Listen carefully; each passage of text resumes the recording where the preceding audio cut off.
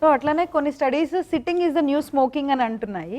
So దీని అర్థం ఏంటి, లైక్ దీన్ని ఎలా తీసుకోవాలి మనం? Smoking is a bad habit. First will start that. Okay. Smoking వల్ల కార్డియాక్ రిస్క్ పెరుగుతుంది. ఎందుకంటే బ్లడ్ వెజల్స్ ఏవైతే ఉంటాయి బ్రెయిన్లో కావచ్చు, హార్ట్లో కావచ్చు, రక్తనాళాలు ఏవైతే ఉంటాయి డెఫినెట్లీ స్మోకింగ్ వల్ల బ్రెయిన్లో ఉండేవి కానీ బాడీలో ఎక్కడైనా కూడా ప్రిడామినెంట్ ఇవి మేజర్ ఆర్గాన్స్ కాబట్టి మనం వీటి గురించి మాట్లాడుతున్నాం. ప్రతి బ్లడ్ వెజల్ డ్యామేజ్ అవుతుంది స్మోకింగ్ వల్ల. బ్లడ్ వెజల్ లోపల లేయర్స్ ఏవైతే ఉంటాయి లేయర్స్ డ్యామేజ్ అయిపోతాయి. దానివల్ల స్ట్రోక్ రిస్క్ చాలా పెరుగుతుంది. ఎందుకు sitting is being compared with smoking అంటే same amount of damage or risk you are seeing with sitting.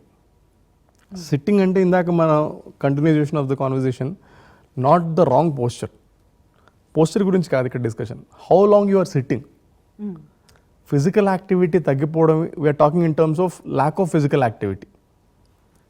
ఒకప్పుడు పిల్లలు సండే వస్తే ఆడుకోండి అంటే బయటికి వెళ్ళి గ్రౌండ్లో ఆడుకునేవాళ్ళు. క్రికెట్ అని ఎండ ఇట్లా ఎగ్జాస్ట్ అయిపోయే వరకు ఎండలో ఆడుకునేవాళ్ళు. ఇప్పుడు ఎంతమంది పిల్లలు గ్రౌండ్లోకి వెళ్ళి ఆడుతున్నారు?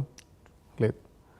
అడల్ట్స్ కూడా ఒకప్పుడు అడల్ట్స్ అంటే తోటలు ఉండేవి, పొలాలు ఉండేవి, పొలాల్లోకి వెళ్ళి ఆడుకున్నారు, క్రికెట్ ఆడుకునేవాళ్ళు, బావులు ఈతలు కొట్టేవాళ్ళు, లేకపోతే పొలం పనులకు వెళ్ళేవాళ్ళు, ఏదో ఒకటి జరిగేది.